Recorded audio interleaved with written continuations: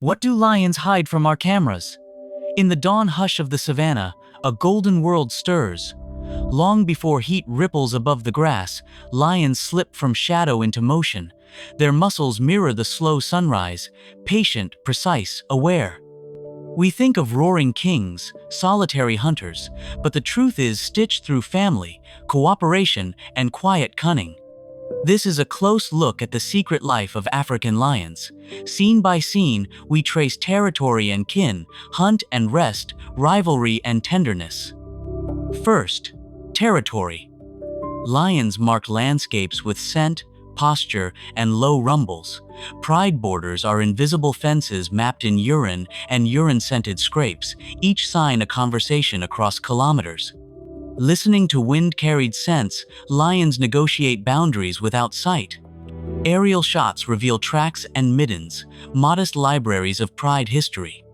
Next, social structure. A pride is a living archive.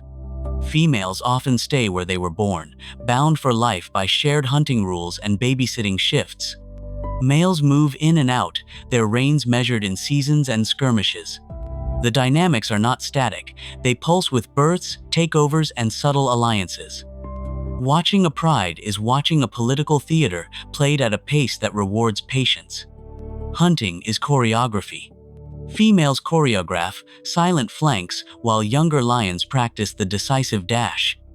Stalking is measured in heartbeats and breath control. Approach, freeze, advance. When the sprint starts, it is explosive and brief, a demonstration of economy, power conserved until the final burst. Not every hunt succeeds. Fail is part of learning and survival. Feeding reveals hierarchy. Meat becomes a social currency that resolves rank and solidarity. A dominant male may eat first, yet cooperative sharing follows to ensure cub survival. Cubs learn table manners amid scraps and grow into experienced participants. These moments of feeding are intimate and raw, a reminder of nature's practical tenderness. Rest and play are equally revealing. Lions spend much of the day sleeping or lounging, but play shapes strength and bonds. Cubs pounce, tumble, and mimic adult moves in high-speed lessons disguised as games. Resting adults nuzzle and groom, exchanging pheromones and reassurance. The slow rhythm of rest conserves energy and knits the pride together.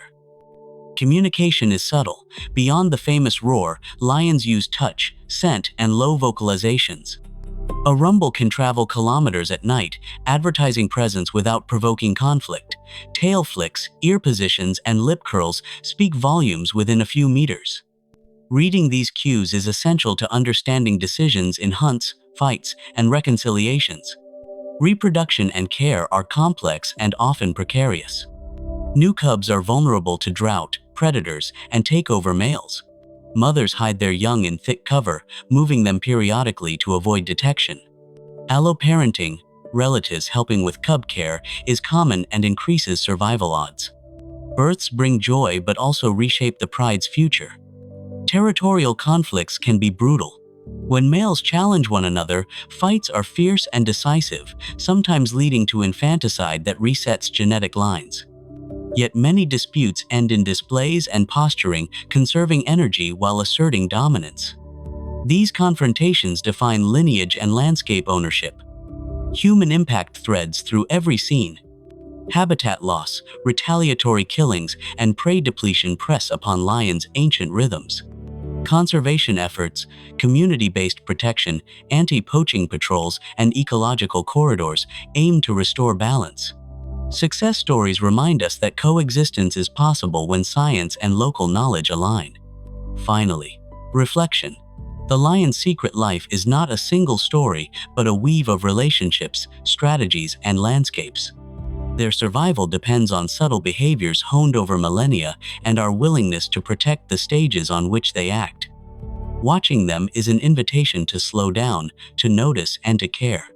The more we learn, the better we can ensure that their roars continue to echo across the savannah at sunrise.